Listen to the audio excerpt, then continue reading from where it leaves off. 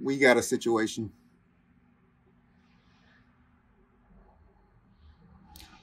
Two weeks before our first BFL, our first FLW of the season, and this happened.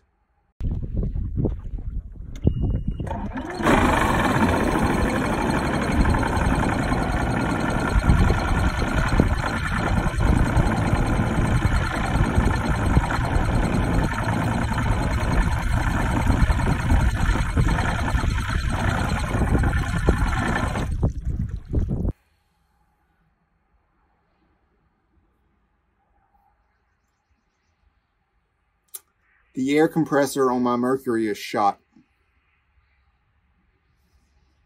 Now she'll turn over, she'll start, she'll go in gear, she'll get on plane. But it's a ticking time bomb. And if you run it with a blown compressor, it's liable to grenade on you, leave you stranded, and completely trash the motor.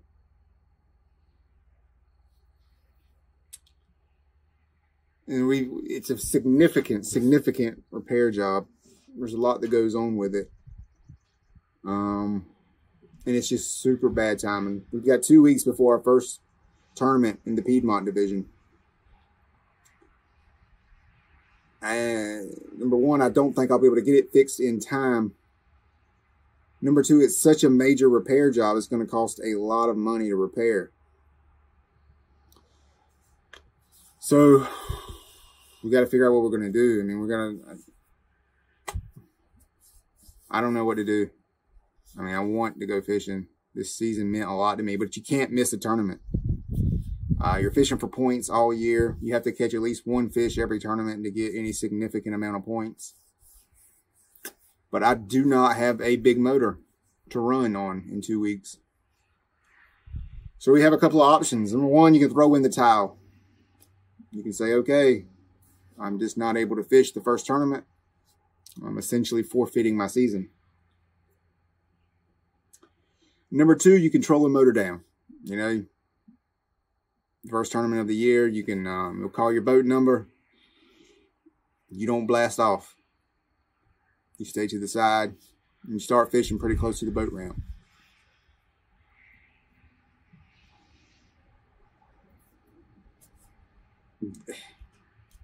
You know, how successful are you to be doing that?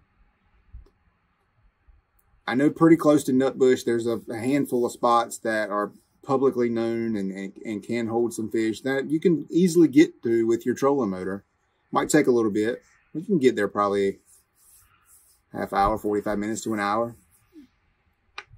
But if I do that, if I go trolling motor down the entire tournament, I'm really going to be screwing my co-angler, and it's not fair for him because I'm going to have to backboat him all day because I'm fishing for one fish no matter what. And it really would put him at a significant disadvantage. It's not fair for him to draw somebody like me that doesn't have a big motor.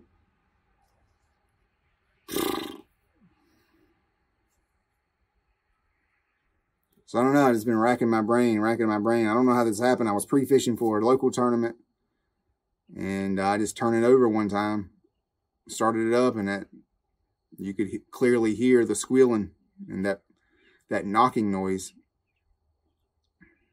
And so it's really put everything in jeopardy. I'm just trying to lay out all my options and keep everybody updated on what's going on. I've got a lot tied into this year. I was super looking forward to it. This was supposed to be the next step, you know, in my career, you know, my third BFL season. And like I say, missing a tournament is just, it puts you behind the eight ball because the whole goal is fishing the BFLs. You have to fish the entire season and qualify for the BFL championship, you know, getting the top 45 in your point standings. And that's what I want to do. That's the goal. You know, I want to go to the Potomac, you know, later this year, but I got to qualify to get there. And you can't do it by missing a tournament. I zeroed in 2 tournaments last year. I zeroed in the first tournament of the year. My back was against the wall all year. And so now we're here. And I just have to make up my mind what I want to do. I don't think I'll be able to get this fixed in time. I can also possibly, somehow, some way, go buy another boat. That is going to be very expensive to do. And I'd want to trade this one in, but I can't trade it in with a busted motor. I'd want to pay to get it fixed so that whoever, you know, would have purchased it after me would have a good, reliable motor. So I'm not sure. I'm not sure what we're going to do. It's pretty stressful. But that's where we are. I am currently taking everything out of the boat.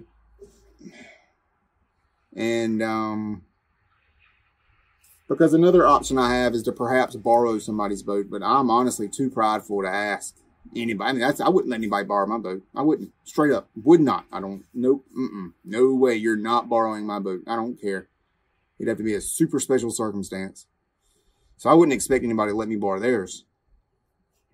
I'm not going to ask anybody. And I know a bunch of people with boats. And if you're seeing this video and you offer me your boat, I'm going to say no. So don't. Because what if I borrowed somebody's boat and ran into a rock on Kerr Lake, tore the bottom of it and slam off? I would feel horrible. I mean, what if I got in an accident? What if it's an accident? It's not even my fault. You know, I'd feel horrible. So I don't know. I don't know. Like I say, I've been looking forward to a little bit of redemption on Kerr Lake, you know, since last year. I was supposed to go practice this coming weekend, spend all weekend up there. Obviously, I don't think that's going to happen. So lots of decisions to be made here in a very short amount of time. And I honestly don't know what I'm going to do. The whole goal of my channel on YouTube is to showcase the highs and lows of professional style bass fishing. And I think I've done that. I think you've seen some highs and I think you've seen some lows, and this is certainly a low, but maybe there's some kind of way I can capitalize on this and turn it around. And it just, I mean, I don't know. I don't know. I feel like I could have this boat fixed and repaired by Smith Mountain Lake, which is in May. But with 2 weeks to go to our first tournament, I don't see it happening. I feel like we've got 6 weeks till Smith Mountain. And then if I could find a way to get to Kerr Lake, either with my boat, without the big motor, and just catch one fish, take my points. I don't care if it's last place. Last place gets a lot of points. You just take your points and you can try to work on it as the season goes on and try to build back. But if you take a 0, you basically almost get no points. You only get 20 points. And that puts you right square behind the 8 ball. And we've been there last year. I don't want to go back there this year.